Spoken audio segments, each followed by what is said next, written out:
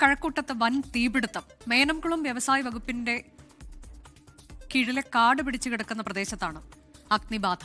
തീ പടർന്ന് അരമണിക്കൂറിലധികം പിന്നിടുകയാണ്. കൂടുതൽ ഫയർഫോഴ്സ് സംഘം സ്ഥലത്തേക്ക് തിരിച്ചിട്ടുണ്ട്. മേഘന മുരളി വിവരങ്ങളുമായി. മേഘന, എന്താണ് ഏറ്റവും പുതിയ വിവരങ്ങൾ? തീ അണയ്ക്കാൻ കഴിയുന്നില്ലേ?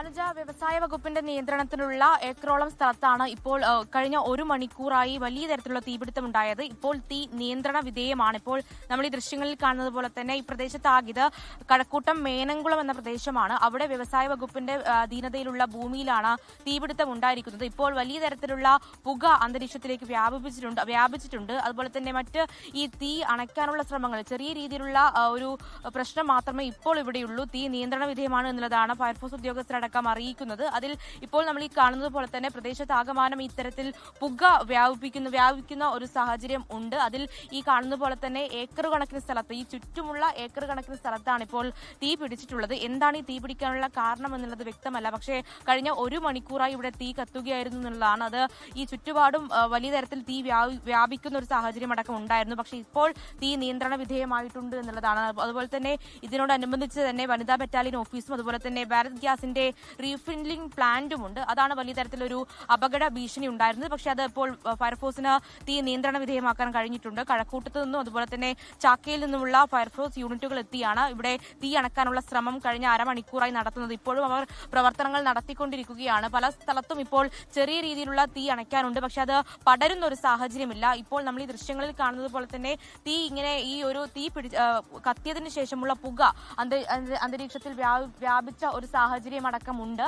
അതിൽ പ്രധാനമായും ഇപ്പോൾ ഈ വ്യവസായ വകുപ്പിന്റെ കീഴിലുള്ള ഭൂമിയാണിത്. അതിൽ എന്താണ് ഈ തീപിടുത്തത്തിന് കാരണം, പെട്ടെന്നൊരു തീപിടുത്തത്തിന് കാരണം എന്താണ് എന്നുള്ള കാര്യത്തിൽ വ്യക്തതയില്ല. അതിൽ ഈ ഭാരത് ഗ്യാസിന്റെ റീഫില്ലിംഗ് പ്ലാന്റ് ഉള്ളത് വലിയ തരത്തിലുള്ള ഒരു അപകട ഭീഷണി ഉണ്ടായിരുന്നു. പക്ഷെ അത് ഫയർഫോഴ്സിന് നിയന്ത്രിക്കാൻ കഴിഞ്ഞിട്ടുണ്ട് എന്നുള്ളതാണ്.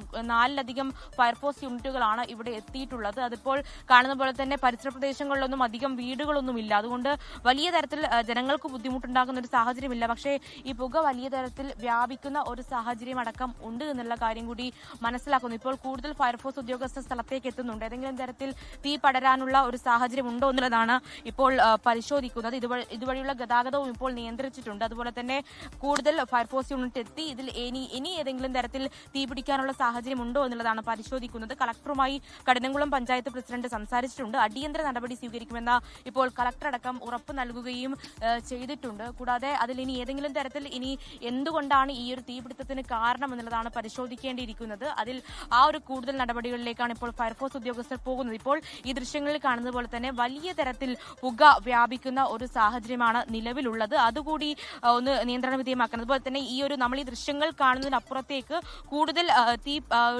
കൂടുതൽ സ്ഥലങ്ങളിലേക്ക് തീ പിടിച്ചിട്ടുണ്ട് എന്നുള്ള കാര്യമാണ്. കാരണം ഇത് വ്യവസായ വകുപ്പിന്റെ അധീനതയിലുള്ള ഒരു ഭൂമിയാണ്. അത് കൂടുതൽ സ്ഥലത്തേക്ക് വ്യാപിച്ചിട്ടുണ്ട് എന്നുള്ള കാര്യമാണ് വ്യക്തമാകുന്നത്. എന്തായാലും ഫയർഫോഴ്സ് ഉദ്യോഗസ്ഥർ കൂടുതൽ യൂണിറ്റുകൾ സ്ഥലത്തെത്തി ഇനി ഏതെങ്കിലും തരത്തിൽ തീ പടരുന്ന സാഹചര്യം ഉണ്ടെങ്കിൽ അത് നിയന്ത്രണ വിധേയമാക്കാനുള്ള നടപടികളിലേക്കാണ് കടക്കുന്നത്. മേഘന, ഇത് ഈ സ്ഥലം മുഴുവൻ കാട് പിടിച്ച് കിടക്കുന്നതാണ്. അതുകൊണ്ട് തന്നെ എവിടെയൊന്നും ആൾതാമസമുള്ള ഇടം അല്ല, അതിന് കടകളോ അങ്ങനെയൊന്നും ഉള്ള സ്ഥലങ്ങളല്ല അല്ലേ?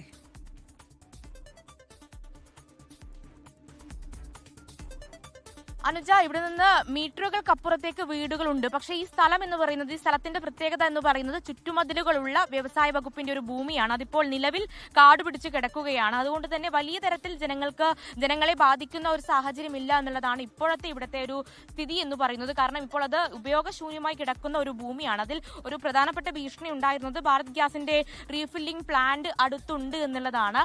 അത് കൂടാതെ മറ്റൊരു ഭീഷണി ഉണ്ടായിരുന്നില്ല. പക്ഷേ ഇത് കൂടുതൽ പുക, ഈ തീ കത്തിയതിനു ശേഷമുള്ള പുക കൂടുതൽ പ്രദേശങ്ങളിലേക്ക് വ്യാപിക്കുന്നുമുണ്ട്. ഇപ്പോൾ ഞങ്ങൾ വരുന്ന വഴിയിലടക്കം കൂടുതൽ സ്ഥലത്തേക്ക് ഈ പുക വ്യാപിക്കുന്ന ഒരു സാഹചര്യമുണ്ട്. അത് ജനങ്ങൾക്കൊരു ബുദ്ധിമുട്ട് ഉണ്ടാക്കുന്നു. പക്ഷെ അതിനപ്പുറത്തേക്ക് ഇവിടെ കടകളോ അല്ലെങ്കിൽ മറ്റ് പ്രശ്നങ്ങളൊന്നുമില്ല. അതുപോലെ തന്നെ ഒരു ചുറ്റുമതിലുള്ള ഒരു സ്ഥലമാണ്. അതുകൊണ്ട് അതിന് ചുറ്റുമതിലിന് പുറത്തേക്ക് ഇപ്പോൾ തീ വ്യാപിക്കുന്ന ഒരു സാഹചര്യമില്ല. അങ്ങനെ വ്യാപിച്ചിട്ടുമില്ല. മറിച്ച് ഇതിന്റെ ഉള്ളിൽ, ചുറ്റുമതിനുള്ളിലുള്ള ഏക്കർ കണക്കിന് ഭൂമിയിലാണ് ഇപ്പോൾ തീപിടുത്തം ഉണ്ടായിരിക്കുന്നത്. അത് നമുക്ക് ഈ പുല്ലുകൾക്കടക്കമാണ്. അത് പുല്ലുകൾക്ക് ഏതെങ്കിലും തരത്തിൽ തീപിടിച്ച് തുടങ്ങിയതാണോ എന്നുള്ളതാണ് എന്നുള്ളതാണ് വ്യക്തമാക്കാനുള്ളത്. അത് ഉണങ്ങിയ പുല്ലുകളടക്കമാണ് ഇവിടെ ഉള്ളത്. അതിന് ഏതെങ്കിലും തരത്തിൽ തീ പിടിച്ച് അത് പടർന്നു എന്നുള്ളതാണ് ഇപ്പോൾ ഫയർഫോഴ്സ് പറയുന്ന ഒരു നിഗമനം എന്ന് പറയുന്നത്. മറ്റേതെങ്കിലും കാരണമുണ്ടോ ഈ തീ പിടിക്കാൻ ഉള്ളത് എന്നുള്ളതാണ് വ്യക്തമാകേണ്ടിയിരിക്കുന്നത്. പക്ഷേ കഴിഞ്ഞ അരമണിക്കൂറിലധികമായി അത് തീ നിയന്ത്രണ വിധേയമായിരുന്നില്ല. പിന്നീട് കൂടുതൽ ഫയർഫോഴ്സ് യൂണിറ്റുകൾ നടത്തിയ ശ്രമത്തിനൊടുവിലാണ് ഇവിടെ തീ നിയന്ത്രിക്കാൻ സാധിച്ചിട്ടുള്ളത്. കൂടാതെ നമ്മളിപ്പോൾ കാണുന്നത് പോലെ തന്നെ